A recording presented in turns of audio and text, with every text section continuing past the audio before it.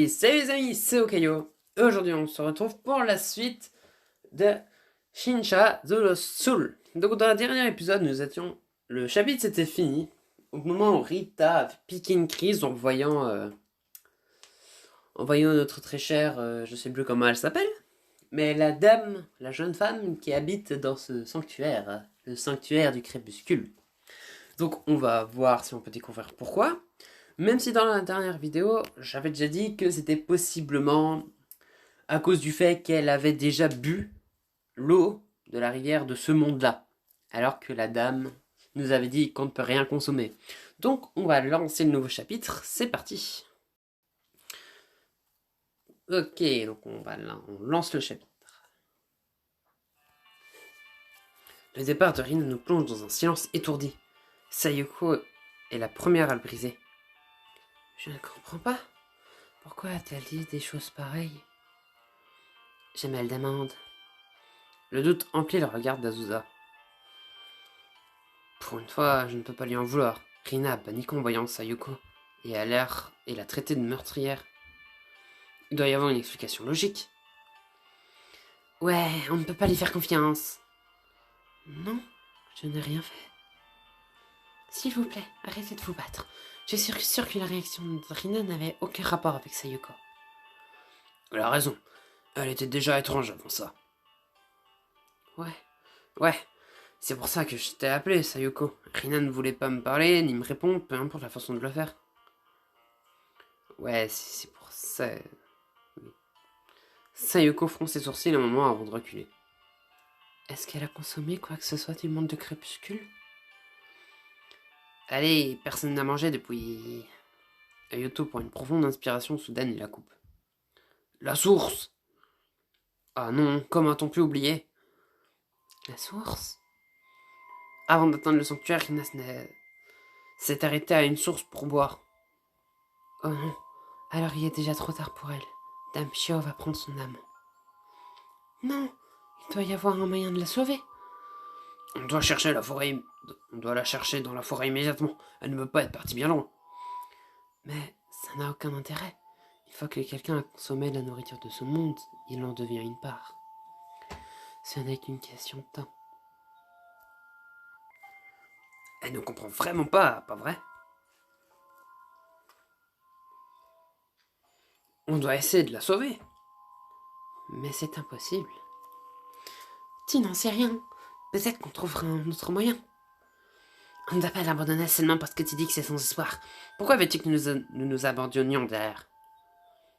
Non, je ne voulais pas dire que... Du calme, ce n'est pas le moment de se disputer, on doit trouver Rina. Il a raison, que Sayoko le comprenne ou pas, on ne peut pas perdre de temps à expliquer. Je resterai au sanctuaire avec Fluffy. Bien, personne n'est invité de toute façon. Sayoko tressaille mais garde le silence. Les choses sont de plus en plus tendues entre elles, pas vrai? Azusa ne lui fait vraiment pas confiance. Séparons-nous en deux équipes pour couvrir plus de terrain sans que personne ne reste seul. D'accord. Kotomi et moi allons couvrir le nord de la forêt. Luka et Azusa couvrent le sud. Et si on ne la retrouve pas? Cherchons entre le sanctuaire et le village. Si personne ne trouve Rina, on se retrouve au sanctuaire. D'accord. Maintenant que notre plan est décidé, nous pénétrons dans la forêt. Comme prévu, Azusa et moi partons au sud du sanctuaire tandis que Hayato et Kotomi vont au nord. Et si on restait le plus silencieux possible au cas où Dame Shio soit dans le coin? Oh, ouais. Azusa est livide mais déterminée. Elle s'approche un peu plus près de moi mais je décide de ne pas en parler. Elle dit la chose dont j'ai besoin, c'est de l'embarrasser. L'angoisse me prend à chaque pas. L'effroi me serre à l'estomac. Chercher Rina est déjà assez compliqué vu que Sayoko nous a dit. Mais savoir que Shio traîne dans les environs ne fait qu'empirer les choses. Y a-t-il le moindre moyen de sauver Rina? Non, je dois rester positif. Sayoko ne sait pas tout sur ce monde. On trouvera Rina et nous échapperons ensemble. Le crime me fait m'arrêter net sur mes pas. C'était Rina! Nous nous échangeons un regard puis partons en courant vers le son. Rina hurle à travers la forêt, mais nous ne sommes pas les seuls, dehors. Des enfants d'ombre sortent de derrière les arbres et nous encerclent. Ils sont nombreux.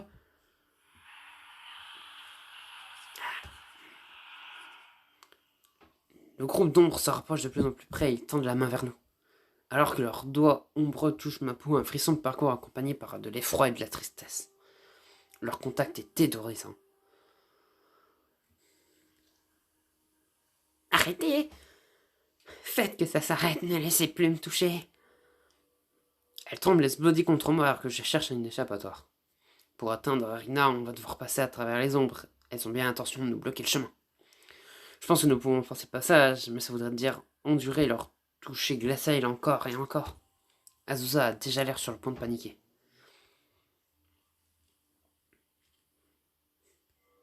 On n'a pas le temps pour ça. Azusa, reprends-toi. On fait ça pour sauver Rina, tu te souviens? Oui, mais ces ombres, quand elles me touchent, je sais qu'il n'est pas très plaisant, mais comment tu penses que Rina se sent? Elle pourrait très bien être en train de mourir en ce moment. Azusa grimace et baisse les yeux. On doit endurer cette épreuve pour la sauver, d'accord? Tu as raison, je suis désolé. On ne peut pas perdre plus de temps à discuter. Ensemble, nous avançons à travers les ombres. Leur contact nous met mal à l'aise, mais nous le supportons. À côté de moi, Azusa est pâle comme un linge et tremble. Mais elle ne se plaint pas et n'essaye pas de rebrousser chemin. Enfin, nous nous libérons des ombres et nous tenons dans la forêt. Je pousse un soupir de soulagement. Puis je vois Rina. Les ombres l'entourent. La seule raison pour laquelle nous pouvons la voir à travers, c'est qu'elles ne sont pas toutes rassemblées autour d'elle. Et celles-ci ont l'air bien plus sinistres. Qu'est-ce qu'elles lui ont fait? Au lieu de la toucher et d'essayer de la repousser, les ombres l'entourent et essayent de la tirer vers le sol. De plus en plus d'ombres les rejoignent comme si elles voulaient l'écraser de leur poids. « À l'aide, aidez-moi !» Ces cris se font plus forts et plus intenses alors que les ombres la griffent. « Quelqu'un à l'aide !» Qu'est-ce qu'on fait? Je ne sais pas. C'est déjà assez dur de l'atteindre, je ne peux pas m'imaginer combattre ces ombres avec elle. Et alors que les ombres tourbillonnent autour d'elle, je ne suis même plus sûr de pouvoir la sortir de là. Elle lutte, mais on dirait qu'elle s'enfonce dans les ténèbres. Le bas de son corps n'est plus visible du tout. Sayoko a dit qu'il était trop tard pour Rina. Est-ce qu'elle avait raison après tout? Est-ce qu'il est trop tard pour Rina? Je prends une profonde inspiration avant de foncer au cœur des ombres, me préparant à leur toucher glacial. Pourtant, quand je les atteins, elles deviennent folles. Rejoindre qui? De quoi? Certaines ombres se retirent de Rina, je suis englouti dans la ténèbre en combattant pour l'atteindre. Mais leurs doigts plongent dans ma peau et un éclair de panique me prend. Peut-être que c'était une mauvaise idée. Les ombres me tirent vers le sol, alors que je me débats et la douleur emplit mon corps. Je peux encore entendre les cris d'agonie de Rina, mais bientôt mes propres cris se joignent aux siens, alors que les ombres nous emportent tous les deux.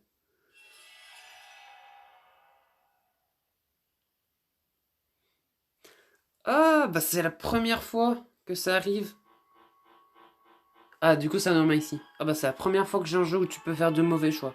Bon, bah, on peut pas la sauver. C'est trop dangereux, je n'attendrai jamais Rina à temps.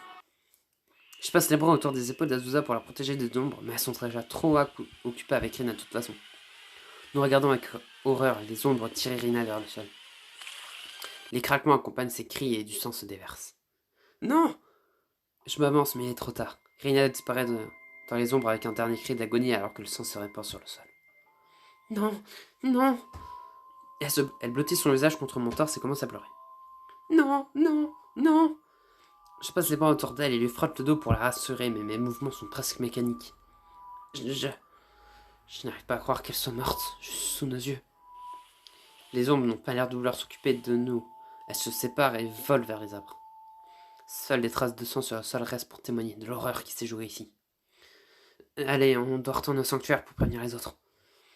Azusa hoche la tête en silence et nous nous tournons doucement loin de la scène horrible et laissons derrière nous le site de la mort de Rina. Je n'arrive pas à y croire. Rina, non. Alors que nous nous retournons au sanctuaire, Hayato et Kotomi étaient déjà sur le chemin du retour. Puis nous leur racontons la sombre nouvelle. Sayoko n'est pas surprise, comme si elle savait que ce serait le destin de Rina au moment où elle a appris pour la source. Qu'est-ce qui te prend? Son regard suspicieux est rivé sur Sayoko. Tu as l'air de t'en ficher complètement. Je suis désolée, j'ai déjà vu la chose se produire tant de fois, et je ne la connaissais même pas. Oh, alors elle n'est qu'une morte de plus pour toi, hein? Je... Comment peux-tu rester insensible? Tu es un monstre! La bouche de Sayako forme une simple ligne, et elle sort du sanctuaire sans s'ajouter un mot. Sayako. Je ne voulais pas. Ses excuses hésitantes arrivent bien trop tard et elle détourne le regard. Elle doit comprendre qu'elle est allée trop loin. Elle est troublée et s'en prend à Sayako parce qu'elle veut quelqu'un accuser. D'une certaine façon, je comprends ce que ressent Sayako, je connaissais à peine Rina. Observer sa mort était horrible, mais maintenant, tout ça m'a l'air distant. Je pense qu'on devrait essayer de manger quelque chose. On peut avoir certaines de tes rations, Lucas. Quoi? Oh, bien sûr. Je sors mes rations, mais alors qu'Ayato choisit quelques snacks à partager, je me retrouve à regarder vers l'entrée du sanctuaire. Azusa fait de même, même si la culpabilité orne son visage, elle ne bouge pas. Sayako doit se sentir tellement mal à cause des paroles d'Azusa. Désolé, je reviens. Je la retrouve juste en dehors du sanctuaire, occupée à regarder le ciel. Hé, Sayako? Je ne veux parler à personne pour l'instant. Écoute-moi un moment, d'accord? Elle secoue la tête et retourne vers le sanctuaire quand je l'approche. Attends! Elle me pousse pour passer, mais son pied se prend dans une racine sortant du sol et elle tombe en avant. Ah.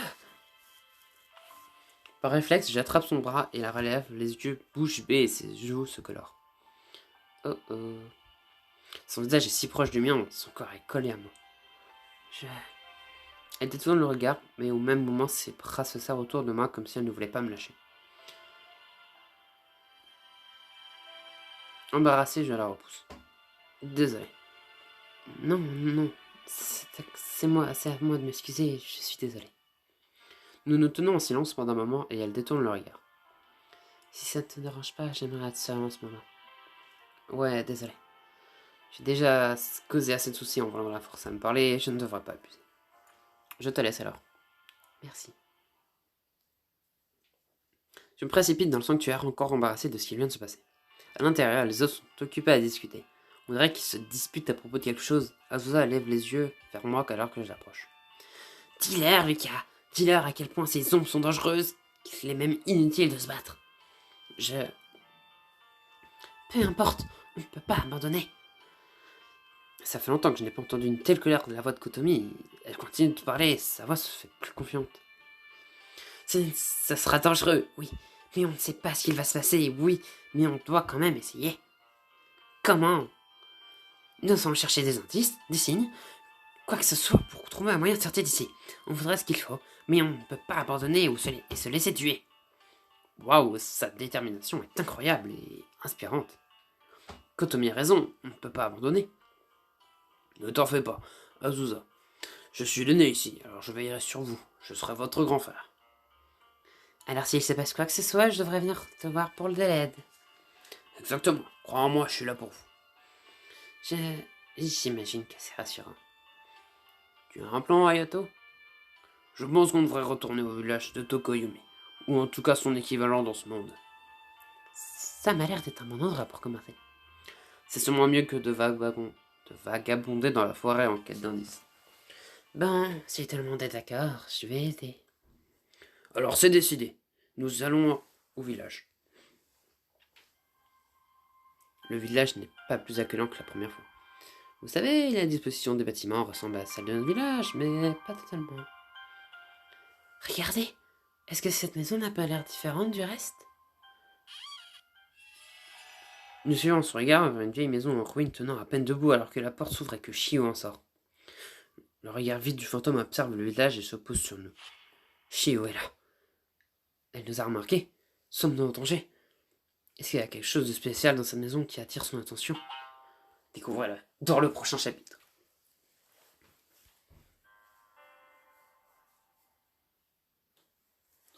Alors, c'est un chapitre sans grand rebondissement, parce que je ne m'attendais pas à ce qu'on puisse mourir en fait.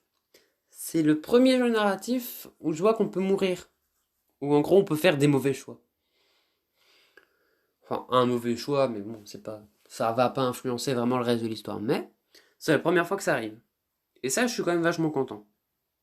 Parce que généralement, ça se passe bien, peu importe ce que tu fais, ça se passe bien. Et là, pour une fois, on essaye de sauver Rina, et elle meurt. Après, ça paraissait un peu évident qu'elle allait mourir, mais bon. Je pense que même si on n'aurait pas été tué avec elle et qu'on aurait quand même réussi à la sauver, elle serait quand même morte au bout d'un moment. Mais bon, j'espère quand même que ce petit chapitre vous aura plu.